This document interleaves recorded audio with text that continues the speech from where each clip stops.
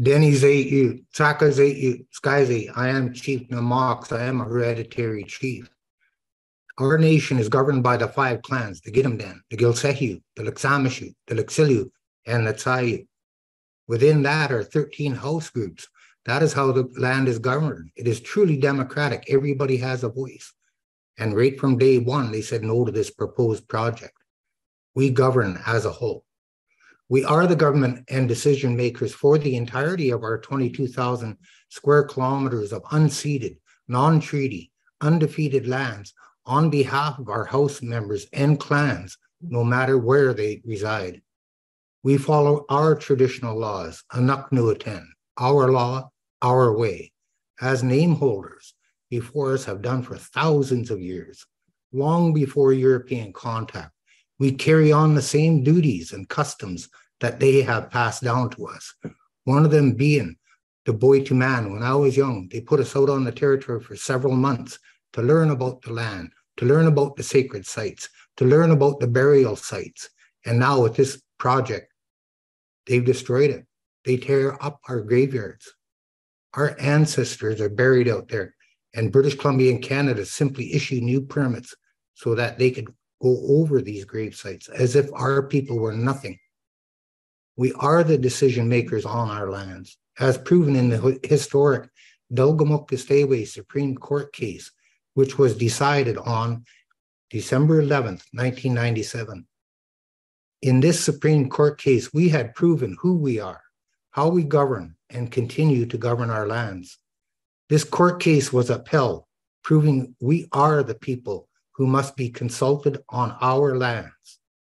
Since that historic court case, we have also entered into a memorandum of understanding with both the province of British Columbia and the federal government of Canada, reinstating that we continue to be and shall remain the authority on our lands.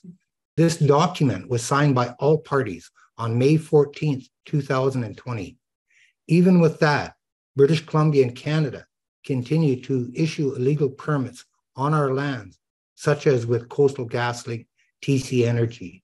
They continue to fund destructive projects by giving incentives, tax credits, and subsidies to these very same companies that are bringing violence to our lands. Since the historic court case, what has changed? We went there with full faith in province of British Columbia and Canada, and they have not shown any faith in upholding those agreements or court case. They have decided arbitrarily to have corporations sign agreements with band-elect chiefs and council. It must be noted that band-elect systems only have jurisdiction on the reserved lands that they reside on, similar to municipalities who have elected mayors and councils that are elected and replaced on an election rotation.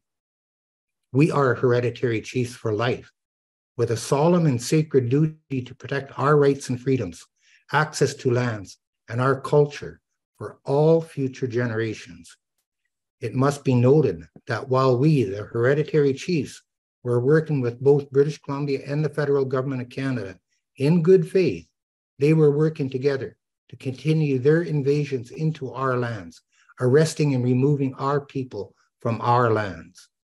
An example of this is while we were planning our next session together, we were notified of more Royal Canadian Mounted Police and their community industry response group, as well as the mercenary forces of the proposed pipeline coming into our lands by air and by land, as directed by both levels of government. Violations to our human rights continue. I myself have been threatened with arrest for simply trying to be on our lands. Each time I go to our territories, I ensure I do not travel alone. I do this for my own personal safety, as well as having witnesses with me to prove that I am simply accessing our lands, practicing our cultural duties, and trying to pursue the enjoyment and freedoms that all people should have in so-called Canada. We as Wet'suwet'en people should never be criminalized, targeted, discriminated against for simply being who we are, looking after everything for the betterment of all. We see Canada is vying for a seat on the United Nations Human Rights Council. This should not even be considered until the human rights in Canada are addressed and commitments made are completed. Canada can no longer continue to tell the world that they are a free and democratic country until they prove to the world that they truly are. Messiah, thank you.